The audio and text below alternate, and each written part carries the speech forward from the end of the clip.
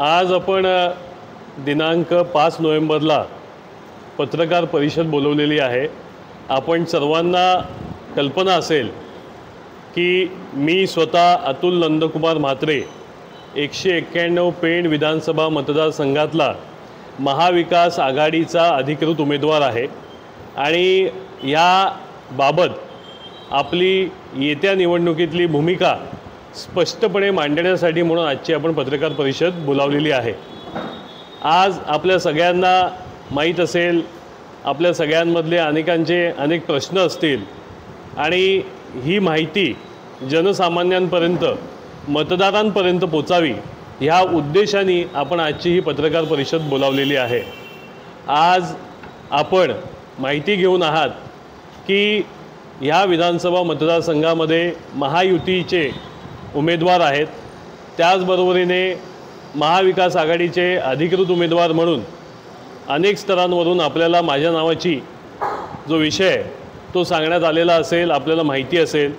त्याचबरोबरीने घटक पक्षातले देखील उमेदवार आहेत आणि इतर देखील काही पक्षातले उमेदवार आहेत। मला वाटतं पूर्ण 7 उमेदवार आपल्याला बॅलेट पेपरवरती पाहायला मिळणार आहेत आणि या संपूर्ण प्रक्रियेमध्ये आम्ही आता प्रचाराचा आमचा जो दौरा आहे याला सुरुवात केलेली आहे आणि प्रचाराच्या माध्यमातून आम्ही सर्वसामान्य मतदारांपर्यंत पोहोचून आमचं पेण विधानसभा मतदारसंघातलं जे विजन आहे येत्या दिवसांमधलं ते स्पष्टपणे मांडणार आहोत आणि ह्या विजनच्या मार्फत आम्ही मतदारांना आव्हान करणार आहोत की का म्हणून त्यांनी मला मत द्यावं, कशा पद्धतीने येत्या काळामध्ये आम्ही या संपूर्ण विधानसभा मतदारसंघाचा कायापालट करणार आहोत याच्याबद्दलची थोडीफार माहिती देण्यासाठी म्हणून आजची आपण पत्रकार परिषद बोलावलेली आहे।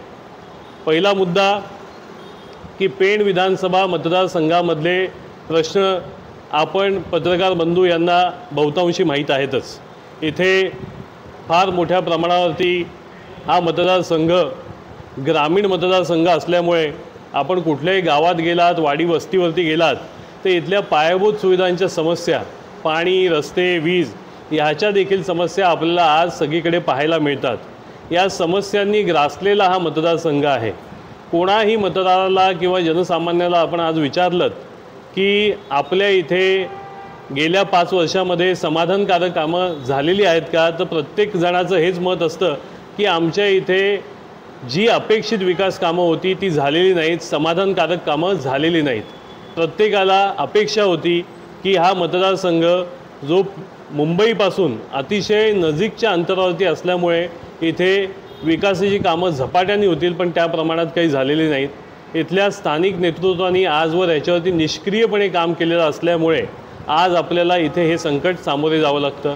त्याचबरोबरीने इथली एक आणखीन महत्त्वाची समस्या ती म्हणजे रोजगाराची समस्या आहे।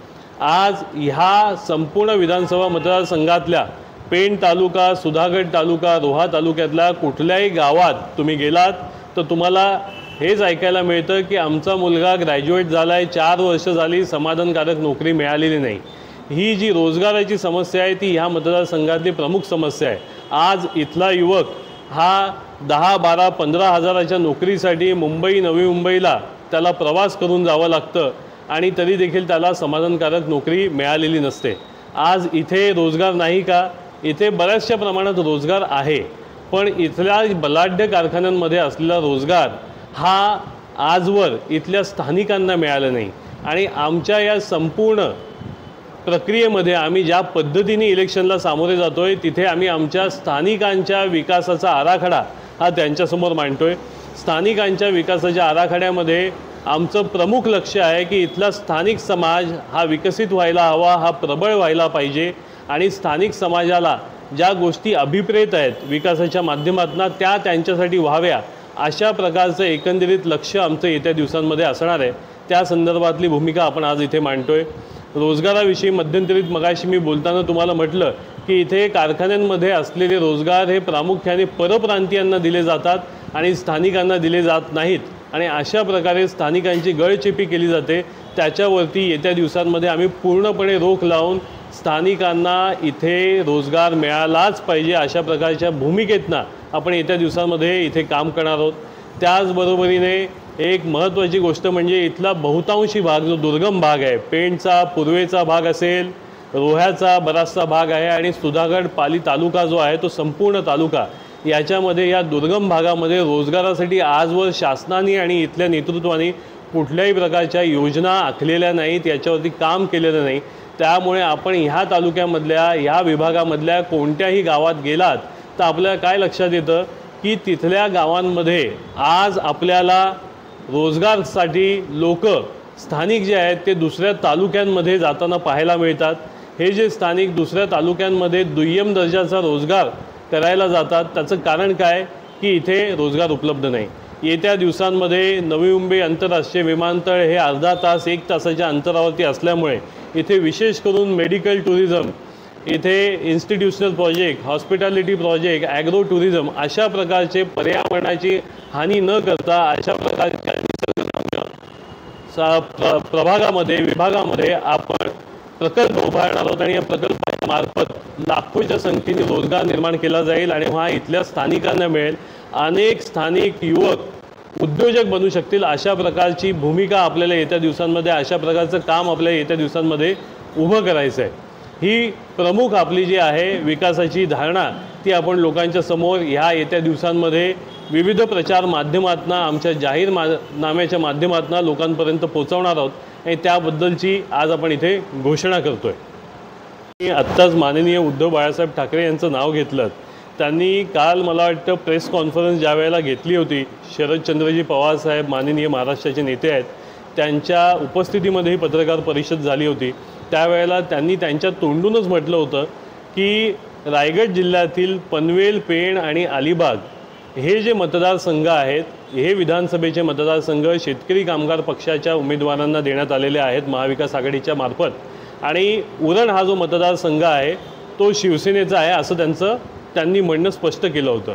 आणि ह्या म्हणण्यानुसार आज जरी काही मतदारसंघांमध्ये महाराष्ट्रामध्ये अशी परिस्थिती आहे की आपण 4 दिवसापूर्वी 29 तारखेला जेव्हा नामनिर्देशन पत्र देण्याची शेवटची तारीख होती, त्यावेळेला आपल्याला असं निदर्शनात आलं की अनेक ठिकाणी महाविकास आघाडीच्या घटक पक्षांमधनं उमेदवाऱ्या दाखल झाल्या, कुठे एकापेक्षा जास्त उमेदवार आपल्याला पाहायला मिळाल्या। याचं कारण काय होतं प्रामुख्याने तर आपल्याला लक्षात येतं की अनेक घटक पक्षांमध्ये आघाडींच्या युत्यांच्या राजकारणामध्ये स्वतःच्या पक्षातला उमेदवारांचा किंवा पक्षप्रतिनिधींचा बंड रोखण्यासाठी म्हणून आपल्याला ह्या उमेदवाऱ्या पाहायला मिळाल्या। आज ह्या उमेदवाऱ्या पाहत असताना काही काळामध्ये आपल्याला हे देखील सूचित करण्यात आलं, जसं कालच्या त्याच पत्रकार परिषदेमध्ये त्यांनी म्हटलं होतं की आम्ही आमच्या जिथे जिथे आम्ही ह्या 3 विधानसभा मतदारसंघामध्ये आम्ही AB फॉर्म आमच्या उमेदवारांना इश्यू केलेले आहेत, तिथे आम्ही ती उमेदवारी मागे घेणार आहोत आणि उमेदवारी मागे घेऊन तिथे शेतकरी कामगार पक्षाला उमेदवारी असणार आहे हे स्पष्ट करण्यात आलं होतं। कारण महाविकास आघाडीकडनं अधिकृत उमेदवार म्हणून शेतकरी कामगार पक्ष पुरस्कृत ह्या विधानसभा मतदारसंघामध्ये मी स्वतः अतुल नंदकुमार म्हात्रे उमेदवार म्हणून असणार आहे। पण काही कारणास्तव याविषयीची त्यांच्या पक्षाची भूमिका काय हे आपल्याला स्पष्ट नाही, पण काही कारणास्तव असं झालेलं आहे की जिथे मित्रपक्ष किंवा महाविकास आघाडीचे घटक पक्ष आहेत यांचा उमेदवाराचा अर्ज अजून देखील मागे झालेला नाही आणि आता मागे घेण्याची वेळ हातातून निघून गेलेली आहे। याचाच अर्थ त्यांचा उमेदवार देखील रिंगणामध्ये असणार आहे, ही भूमिका आहे। पण महाविकास आघाडीचा अधिकृत उमेदवार ही जी भूमिका आहे ती जशी उरणमध्ये शिवसेनेसाठी आहे तशी पनवेल, पेण आणि अलिबागमध्ये ही शेतकरी कामगार पक्षाच्या उमेदवारांसाठी आहे की महाविकास आघाडीचा अधिकृत उमेदवार ह्या विधानसभा मतदारसंघामध्ये मी स्वतः असणार आहे।